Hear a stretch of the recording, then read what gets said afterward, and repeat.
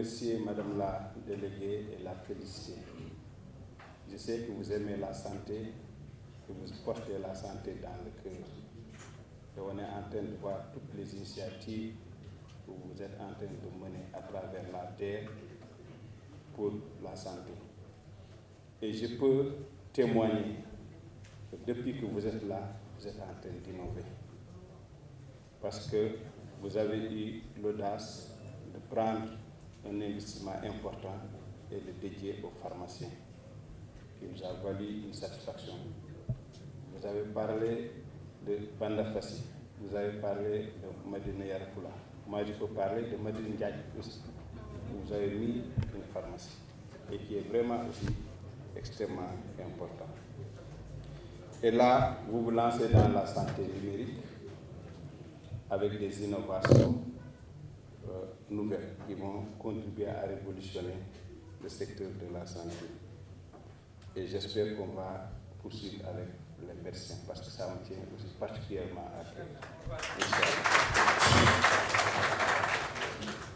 cœur. Féliciter aussi et encourager Doxen et son équipe pour l'initiative et surtout l'innovation qui va contribuer à révolutionner le secteur de la santé et de l'action sociale. Et je pense que vous avez le droit de vous réjouir de tout ce que vous avez eu à faire. Parce que la révolution digitale est l'une des priorités importantes du gouvernement. Parce que vous avez vu que le président de la République et le Premier ministre ont lancé récemment ce qu'on appelle le New Deal technologie, qui va aujourd'hui venir soutenir tout le secteur d'activité économique, sociale et culturelle. Parce qu'on sait qu'aujourd'hui, que le numérique et le digital sont vraiment au cœur de tous les processus de développement. Je n'avais pas prévu de parler, mais j'ai quand même campé un peu quelques mots, parler du contexte de la digitalisation pour montrer aujourd'hui combien c'est que cette rencontre est importante. Quand on parle de la digitalisation, on est dans les opportunités pour le secteur de la santé.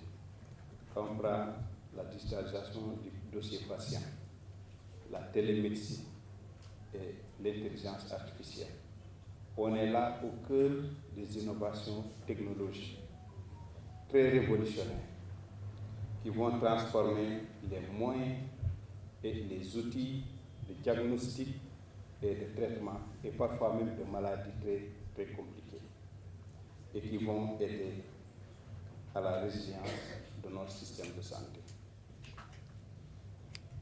Maintenant, par rapport à cela, il y a quand même un certain nombre d'enjeux et d'exigences.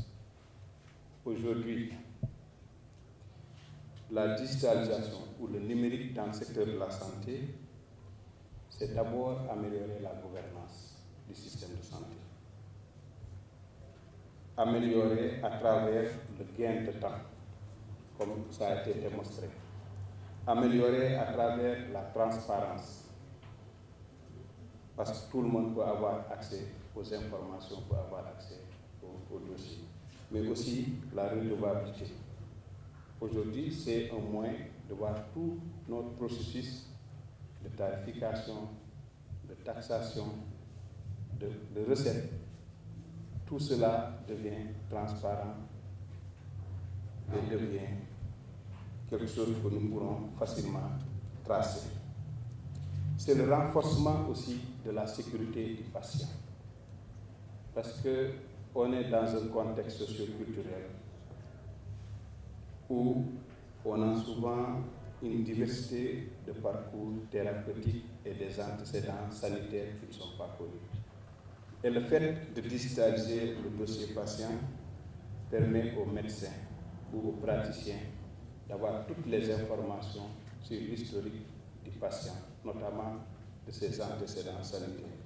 Et ça permet aussi par la même occasion de recueillir des informations de qualité qui vont permettre d'éviter les doublons parce qu'un seul patient peut être comptabilisé pour une pathologie peut-être 2 ou 3 fois, parce qu'il a eu à fréquenter plusieurs structures. Donc c'est une crédibilité en matière de données. C'est la réduction aussi des risques économiques et financiers. Parce que si vous avez un patient qui, à chaque fois qu'il fréquente une structure de santé, est obligé de reprendre des analyses, reprendre des diagnostics, il paye et le système de santé aussi paye. Parce que le technicien qu'on utilise pour faire le diagnostic qui a été fait par un autre, c'est aussi un coût additionnel qu'il faudrait considérer. Ça permet d'avoir des gains économiques parce que ça permet d'éviter les dépenses multiples pour le secteur de la santé, mais aussi pour le patient. C'est le renforcement de la performance et de l'efficacité du système de santé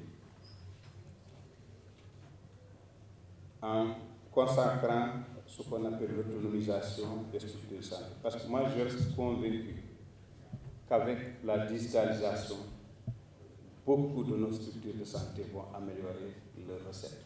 Parce qu'hier, j'étais en train de parler avec le coordinateur de la CESTOS, qui m'expliquait à une échelle fine le poste de santé, le fait d'avoir mis le dossier patient et d'avoir digitalisé le processus a permis d'augmenter et de multiplier par 4 les recettes.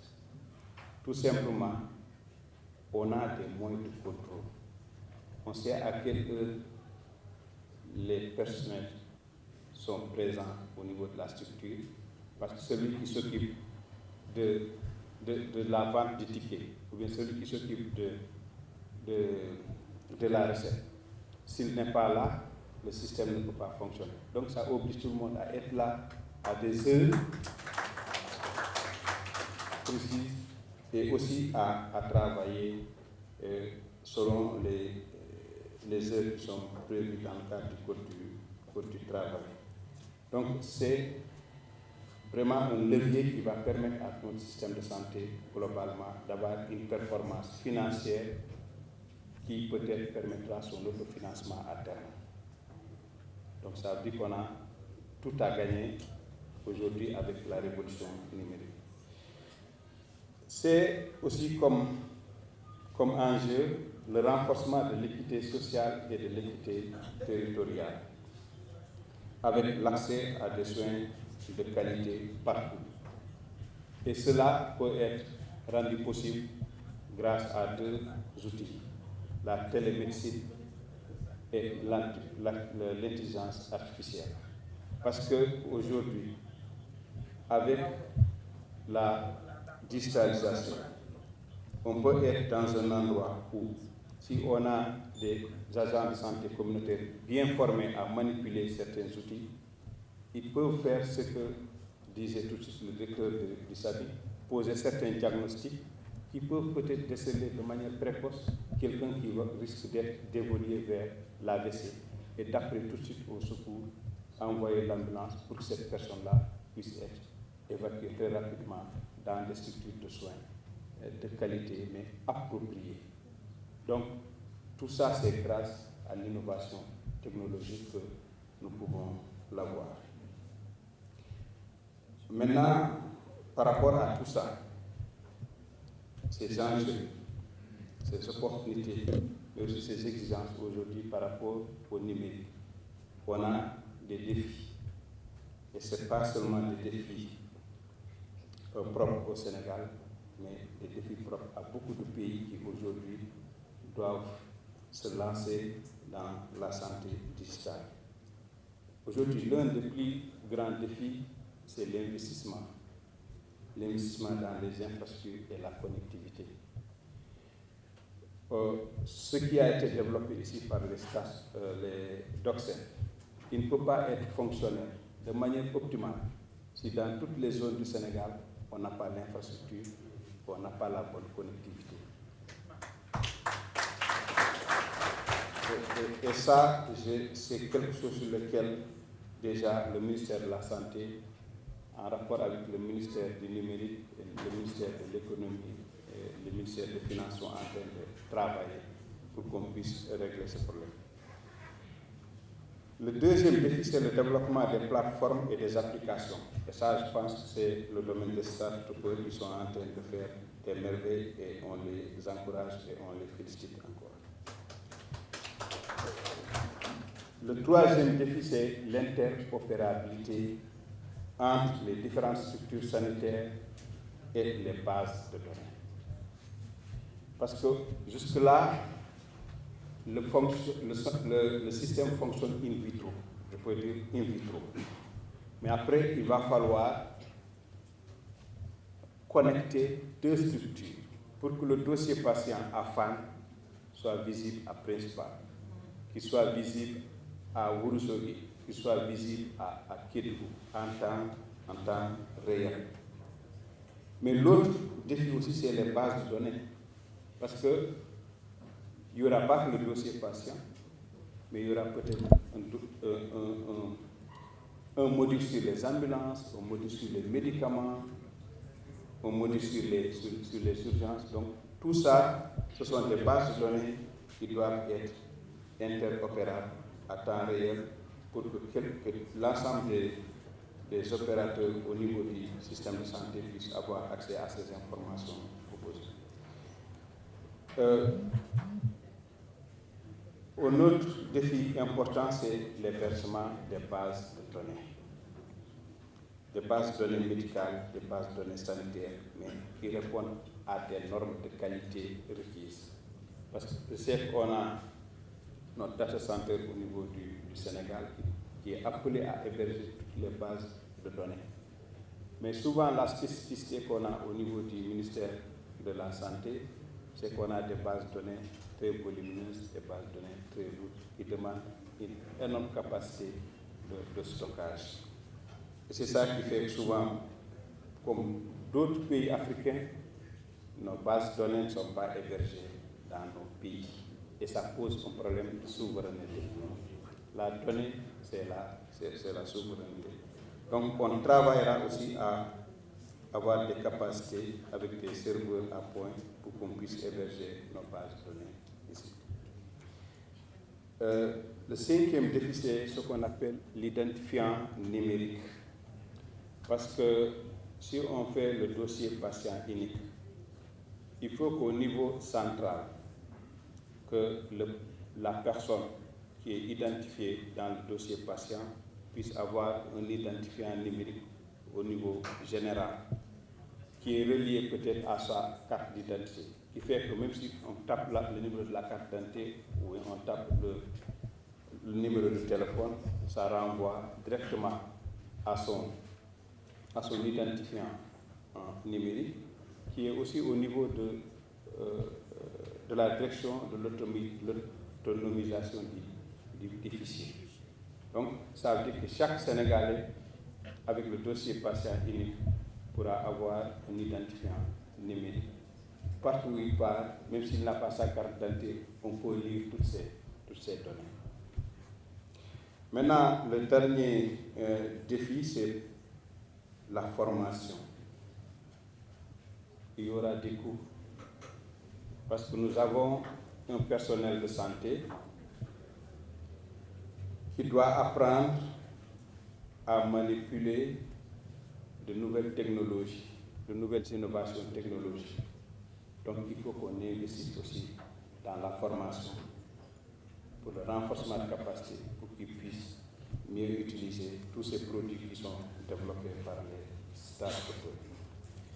Maintenant, revenant spécifiquement à Doxène, ça a vu la relation entre Doxène et le MSAS. On a parlé tout de suite du SAMI, mais on a aussi parlé de l'hôpital Roi Baudouin.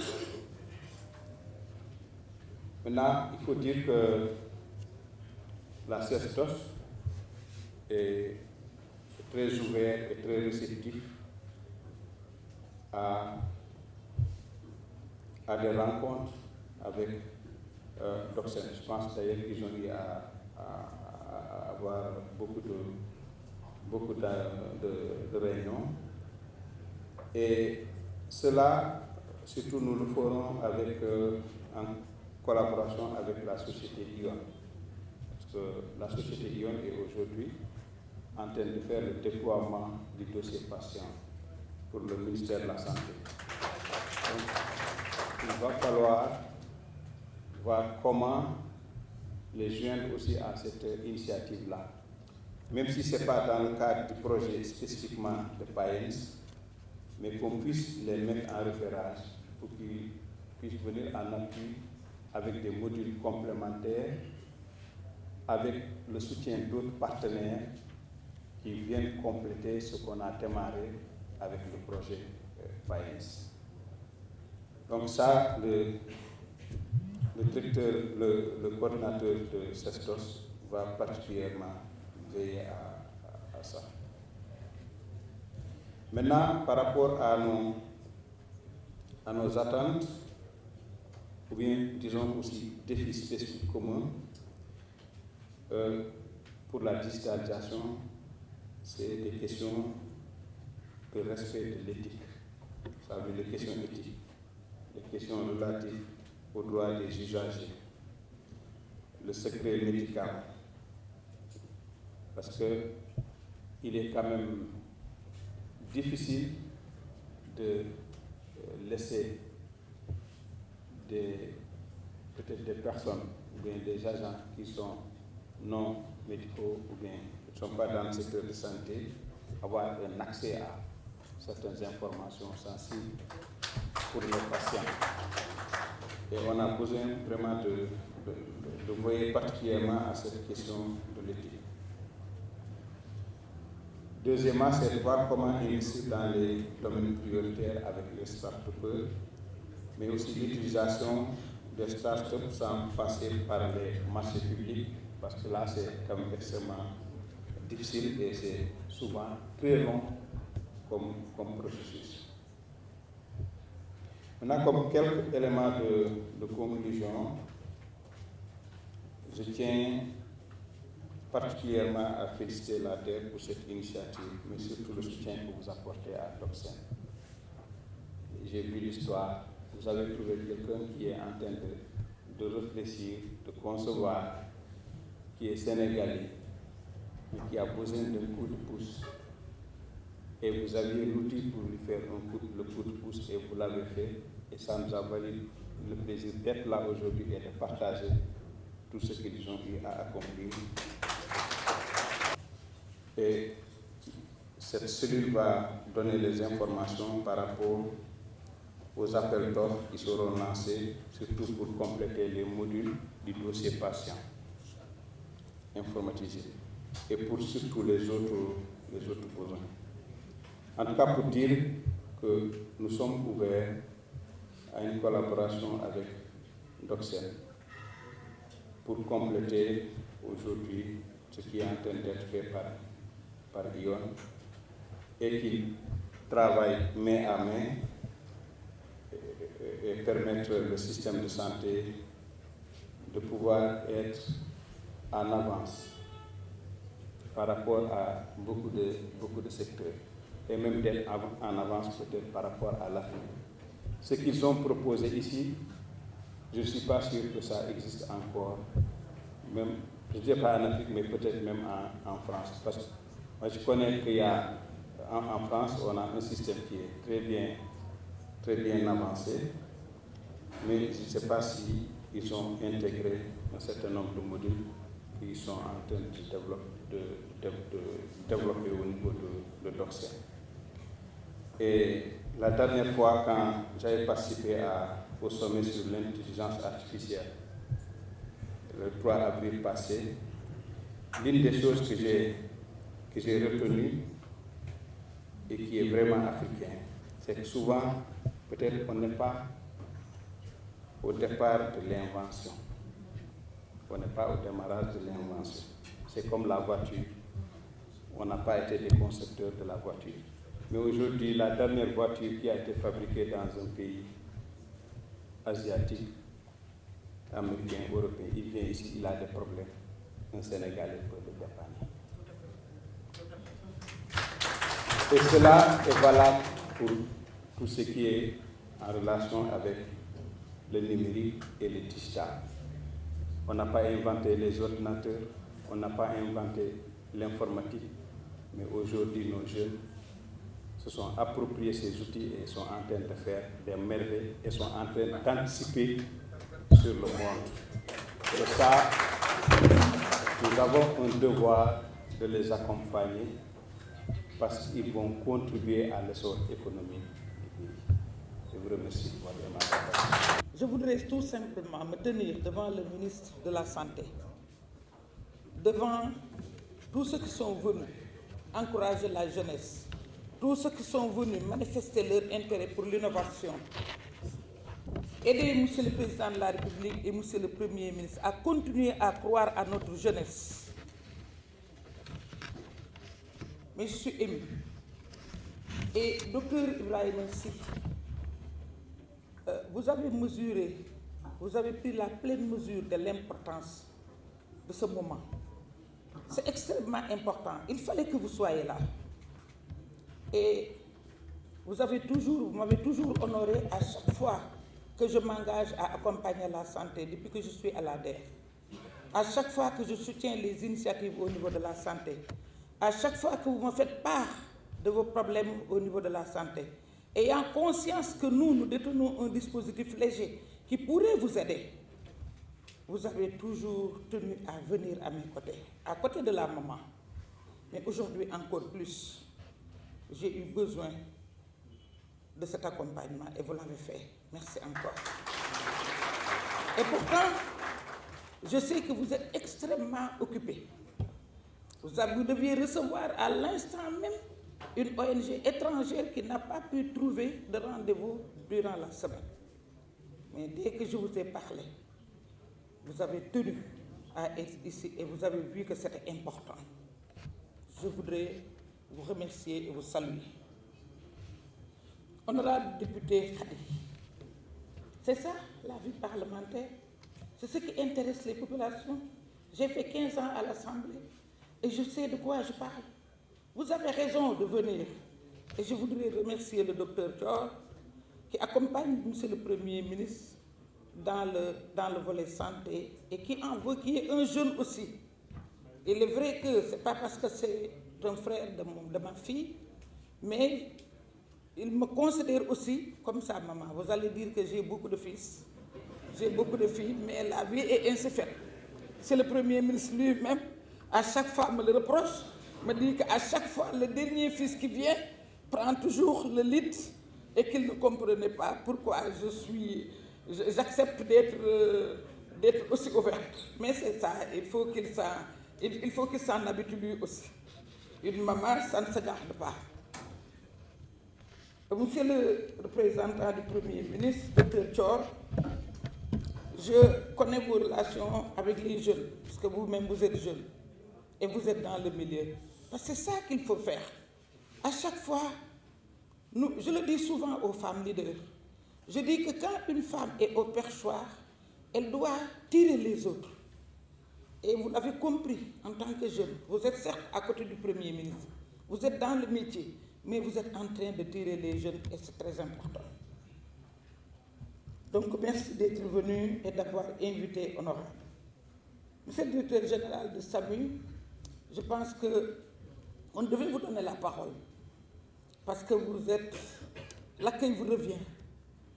Je voudrais le voir, monsieur le directeur. Monsieur le directeur de la WAD, ainsi que monsieur le directeur du roi Bedouin, qui a déjà eu l'expérience. Je voudrais sincèrement, c'est sincère, je voudrais vous écouter pour qu'on puisse, monsieur le ministre et moi, identifier les contraintes. C'est un projet nouveau, mais on voudrait savoir les retours que vous avez par rapport aux populations, mais à votre niveau, quelles sont vos contraintes? Parce que nous sommes décidés à accompagner cette innovation. Ça fait partie de notre cœur de métier, le financement, mais l'innovation aussi, vous l'avez vu. Ça fait partie de nos défis, de nos objectifs, mais aussi l'inclusion sociale de la jeunesse, l'inclusion financière pour les jeunes. Et c'est l'occasion pour moi de répondre à ceux qui me disent d'élever l'âge pour accéder au financement. Je ne relève pas l'âge, parce que ces jeunes-là ont besoin d'être financés. Et ils n'ont pas d'autres sources de financement. Comme disent les Wolof, mënoo jël fépp jël féppét mënuloo banque yi di la financer am nga kër goo joxe nga mën a am jeunes yi amuñu kër. N'est-ce pas, monsieur le ministre, avec les pharmaciens, on a investi 1 milliard pour 98 pharmaciens. Depuis mon arrivée, je n'ai pas eu ce bonheur-là de pouvoir régler le désert pharmaceutique de Médina Yoro Foulah. Le pharmacien de Caravane qui voulait ouvrir sa pharmacie mais parce qu'il n'avait pas de moyens. Le pharmacien de Bandafassi. À Bandafassi, moi j'ai été à Bandafassi. À Bandafassi, on aperçoit les murs de la Guinée. C'est sur la frontière. Je ne parle pas de quitter l'ADR. Mais si je devais mourir aujourd'hui, j'emporterai ce beau souvenir de ces pharmaciens qui ont retrouvé leur dignité, qui vont mettre en pratique ce qu'ils ont appris à l'université. Mais j'emporterai dans ma tombe ce jeune médecin, Moustapha Diop, qui va opérationnaliser une UDI. À l'entendre, il a raison de pleurer. Moustapha, il fallait pleurer. J'allais t'offrir mon épaule pour que tu pleures. Tu as raison de pleurer. Parce qu'aujourd'hui, grâce à l'ADER, tu as réalisé un rêve que certainement qui t'habitait depuis longtemps. Et c'est extrêmement important de pouvoir apprendre. Tu t'es sacrifié parce que certainement, quand tu apprenais et que tu te privais de beaucoup de choses, tu te disais, je vais apprendre, je vais continuer, parce que mon rêve, je vais le réaliser. Et tu l'as réalisé aujourd'hui. Et nous allons continuer de t'accompagner avec le pavillon qui se décide. Monsieur le Président de la République l'a dit, il l'a annoncé le 3 avril dernier. Avec le PAVI 2, monsieur le ministre, nous aurons 107 milliards. Certes, nous nous sommes inscrits au niveau de l'ADER dans cette dynamique d'accompagner les pouvoirs publics, surtout dans la souveraineté alimentaire, pour être en phase avec la vision 2050. Mais aussi, nous allons consolider nos acquis. Monsieur le Premier ministre, avec vous, viendra effectivement lancer le PAVI 2. Parce que le PAVI 2 est essentiellement pour le gouvernement, pour l'accompagnement des pouvoirs publics, pour l'accompagnement du gouvernement. Nous allons consolider nos acquis au niveau de la santé. Nous allons approfondir le e-santé. Nous allons renforcer l'innovation. Mais surtout, ce sera pour les jeunes. Et cette fois-ci, plus pour les jeunes que pour les femmes. Parce qu'on est dans une dynamique d'autonomisation et nous savons ce que c'est que l'autonomisation de la femme. On commence au niveau 1, on continue au niveau 2, et contrairement aux jeunes qui ont besoin d'être renforcés, les femmes, dès qu'elles s'inscrivent dans une dynamique, vont continuer pour atteindre effectivement leur objectif.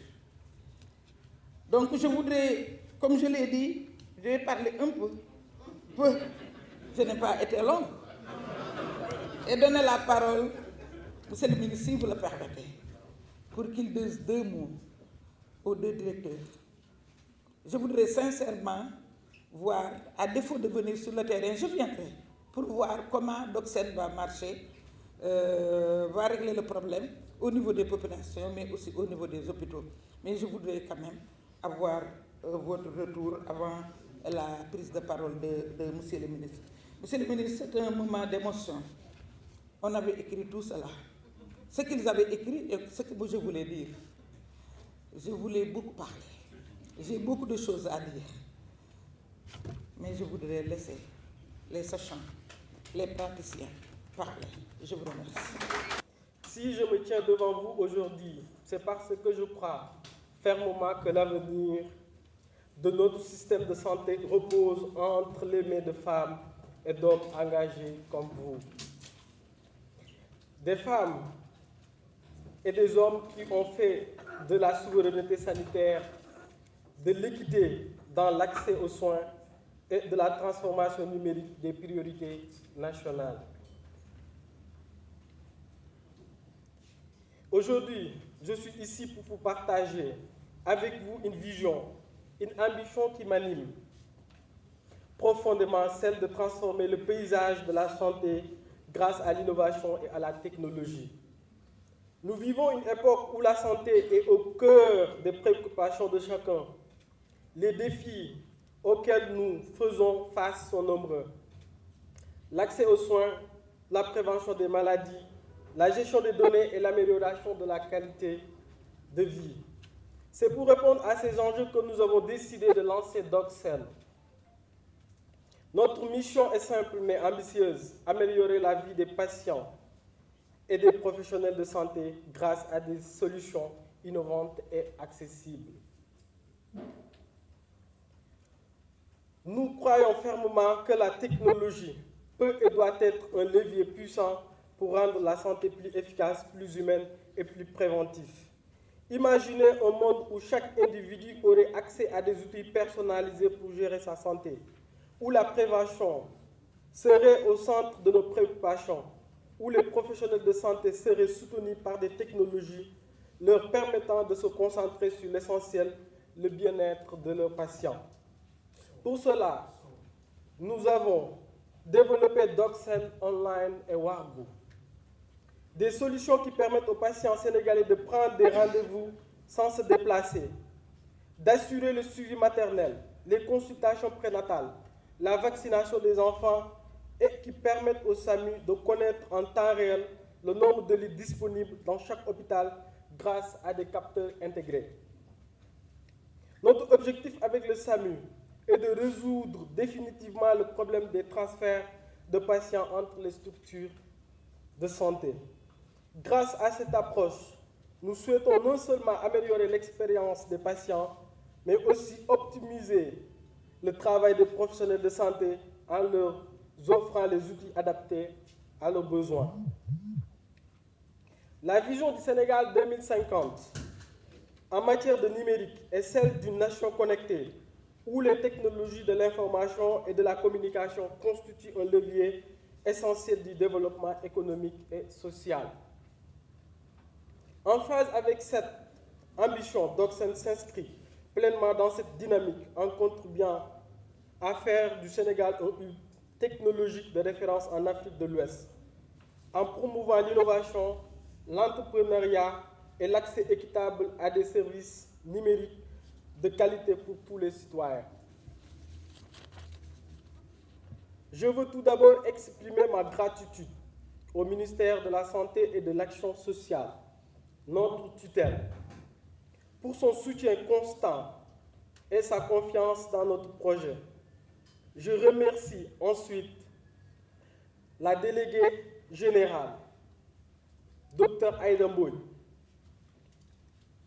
pour son engagement et son accompagnement et ses précieux partenaires qui nous permettent à faire grandir DocCell. Un grand merci également à notre équipe DocCell, à nos collaborateurs, à votre engagement, à votre créativité et votre passion sont le moteur de notre réussite. Enfin, je ne saurais clore ce discours sans remercier Dr Bakary Thior, conseiller technique santé du Premier ministre, pour ses conseils avisés et son appui indéfectible. Ensemble, nous pouvons bâtir un avenir où la santé est accessible à tous, où l'innovation est au service de l'humanité. Rejoignez-nous dans cette mission. Ensemble, faisons de la santé un droit fondamental pour chacun d'entre nous. Je vous remercie de votre attention.